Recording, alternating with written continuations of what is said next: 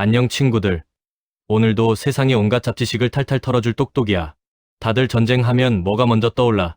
화려한 폭발, 총격전? 아니면 영화 같은 영웅담? 보통 사람들은 총성이 멈추고 평화, 협정서에 도장 팍 찍으면 전쟁이 끝났다고 생각하거든. 근데 말이야, 진짜 지옥은 그때부터 시작이야. 총성보다 더 무섭고, 더 집요하고, 때로는 수십 년을 끈질기게 따라다니는 또 다른 전쟁이 기다리고 있거든. 바로 계산기의 전쟁, 즉 배상금 문제야. 이게 어느 정도냐면 독일 알지? 걔네 1차 세계대전 때 진 대가를 언제 다 갚았는지 알아? 무려 90년이 지난 2010년이야. 우리 할아버지의 할아버지가 싸웠던 전쟁값을 손주가 밟고 있었던 셈이지. 전쟁의 진짜 마침표는 총이 아니라 계산기가 찍는다는 말이 괜히 나온 게 아니야. 오늘 똑똑이의 지식학개론은 총성이 끝나면 시작되는 냉혹한 배상금의 세계에 대한 이야기야. 과연 이 천문학적인 돈은 누가 정하는지, 그리고 왜 이 계산법 때문에 인류가 피눈물을 흘려왔는지 싹 다 파헤쳐줄게.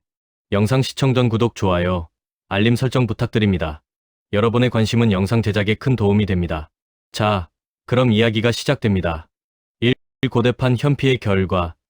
니 땅 내 거, 니 몸도 내 거. 자, 옛날 옛적 호랑이 담배 피우던 시절. 아니, 고대로 거슬러 올라가 보자. 이때는 배상금이고 뭐고 매너라는 게 아예 없었어. 전쟁에서 지면 그냥 끝이야. 존재 자체가 삭제되는 수준이었지. 이 시기를 한마디로 정의하자면 약탈의 시대야. 승자는 패자의 영토를 지도에서 지워버리는 건 기본이고, 살아남은 사람들은 짐승처럼 묶어서 노예로 끌고 갔어. 가장 유명한 사례가 바로 제3차 포에니 전쟁 때 로마가 카르타고를 영혼까지 털어버린 사건이지. 로마는 카르타고 도시를 불태운 것도 모자라 주민들을 노예로 팔아치웠어. 자비, 그게 먹는 건가요? 수준의 청구서였던 거지. 지면 소멸, 이기면 올인. 이게 당시의 근본 없는 계산법이었어. 로마야, 카르타고. 너네 이제 지도에서 없어진다. 아, 그리고 너네 다 우리 집 노예야. 쇠사슬 챙겨와. 카르타고. 19세기 전쟁 도박장. 이긴 놈이 부르는 게 값이다. 시간이 흘러 19세기쯤 되니까 인류가 좀 세련된 야만을 보여주기 시작해. 이름하여 보상의 시대야. 이때의 전쟁은 국가 간의 합법적인 결투이자 거대한 도박이었어. 이 시기엔 누가 먼저 때렸냐 따위는 중요하지 않았어. 무조건 이긴 놈이 장땡이었지. 승리한 쪽이 야, 나 이번에 기름값 좀 많이 들었으니까 5천억 내놔 하면 패배한 쪽은 목숨이라도 부지하려고 전 재산을 다 털어 바쳐야 했어. 배상금은 정교한 계산의 산물이 아니라 승리한 놈이 챙기는 전리품이나 다름없었거든. 예를 들어볼까? 19세기 후반 보불전쟁에서 프랑스가 처참하게 깨졌어. 프로이센은 프랑스한테 당시 거액이었던 50억 프랑을 요구하고 알자스로렌 땅까지 뺏어갔어. 피해 복구 비용? 그런 거 계산 안 해. 그냥 점령 비용에 징벌까지 싹 다 섞어서 배째기 싫으면 내놔 식으로 바가지를 씌운 거야. 청일전쟁 때 일본도 똑같았어. 일본은 청나라한테 약 2억 3천만 양이라는 천문학적인 돈을 뜯어냈는데, 이게 어느 정도냐면 당시 일본 1년 예산의 4배가 넘는 돈이었어. 일본은 이 눈먼 돈으로 야와타 제철소 짓고 군함 사고 무기 사서 군사 강국으로 발돋움했지.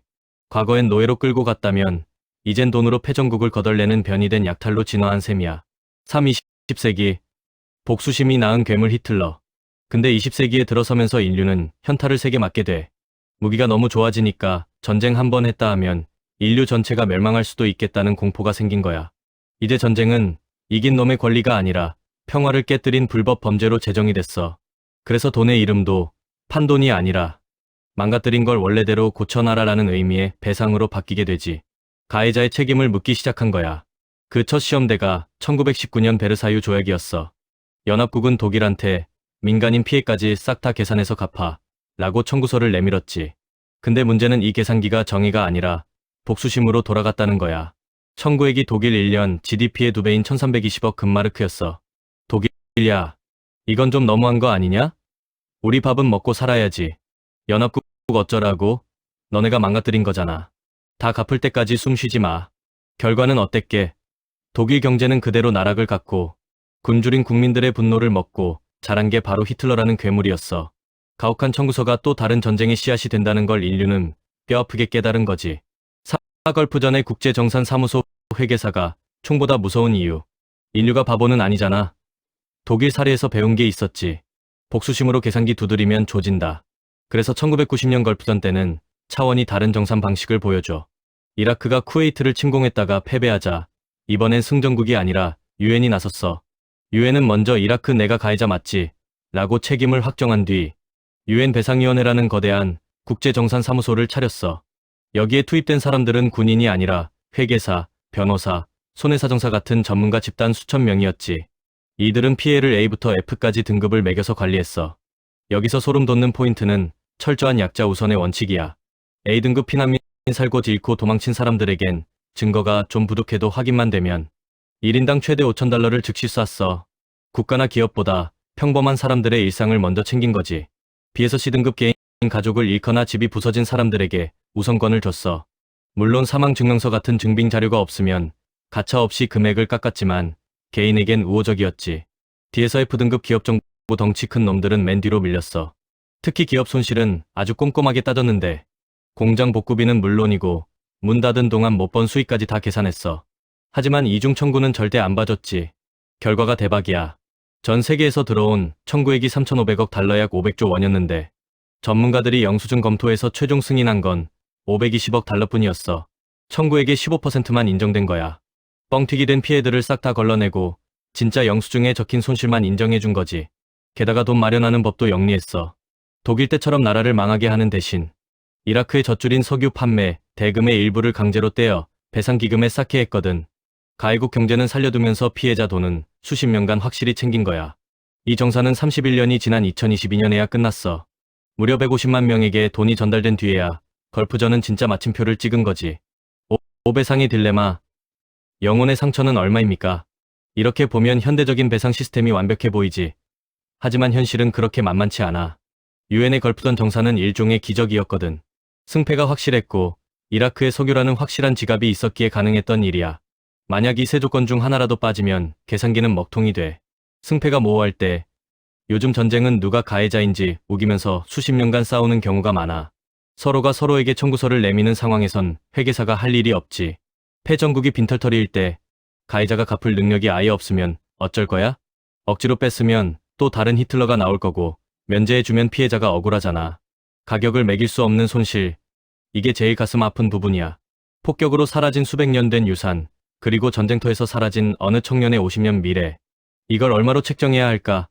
영혼에 난 상처와 트라우마는 A부터 F등급 어디에도 속하지 않아. 배상은 물건은 고쳐줄 수 있어도 잃어버린 상실 자체를 되돌릴 수는 없거든. 돈이 안 되면 몸으로라도. 전범 재판의 원칙.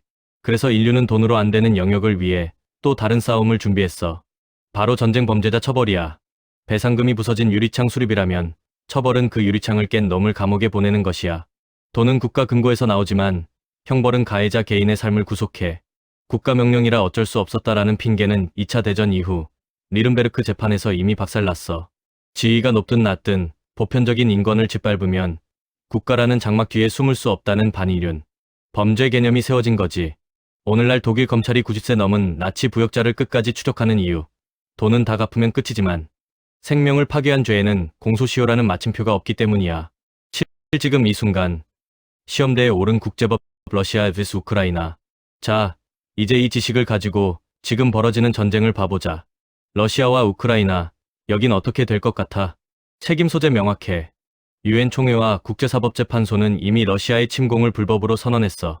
가해자 러시아, 피해자 우크라이나. 확정이야. 계산기 현재 우크라이나 재건 비용은 수천억 달러, 우리 돈으로 수백조 원에 달해. 문제점 러시아가 나 돈 없어, 안 줘 라고 버티면 강제할 방법이 마땅치 않아. 이라크랑 다르게 러시아는 유엔 안보리 상임이사국이라 거부권을 써서 결정을 무력화할 수 있거든. 걔네가 스스로 지갑을 열 확률은 제로에 가까워. 그래서 국제사회가 노리는 건 러시아가 해외에 맡겨둔 외화 보유액 3천억 달러 약 430조 원을 동결시킨 거야. 이걸로 재건비를 충당하겠다는 건데 남의 나라 돈을 마음대로 뺏는 건 국제법상 선례가 없어서 금융 시스템이 흔들릴까봐 고민이 깊어. 그래서 지금은 원금 말고 거기서 나오는 이자부터 쓰는 방안을 논의 중이지. 만약 이번 전쟁에서 러시아의 책임을 제대로 묻지 못한다면 국제법은 힘없는 나라에만 적용되는 종이 쪼가리라는 걸 인증하는 꼴이 돼. 강대국은 죄지어도 괜찮다는 면죄부를 주는 셈이니까. 이건 인류가 공들여 쌓아온 힘보다 규칙의 시대가 끝난다는 아주 위험한 신호야. 자, 오늘 이야기는 여기까지야. 전쟁 배상금이라는 게 단순히 돈 문제인 줄 알았는데 그 안에는 인류의 복수심, 반성, 그리고 평화를 지키려는 처절한 계산이 들어있다는 거 이제 좀 알겠지? 결국 배상금 영수증은 다시는 이런 미친 짓 하지 말자라는 인류의 마지막 약속 같은 거야. 비록 돈으로 잃어버린 생명을 되살릴 순 없지만 최소한 피해자를 이전의 자리로 되돌려 놓으려는 노력이니까. 앞으로는 러시아가 계산기 앞에서 얼마나 벌벌 떨게 될지, 아니면 국제법을 비웃으며 지나갈지 우리 다 같이 지켜보자고. 만약 계산기가 고장난다면 그 다음은 우리 차례가 될지도 모르니까 말이야. 이상 똑똑이의 지식학개론이었습니다. 다음엔 더 매운맛 지식으로 돌아올게. 안녕.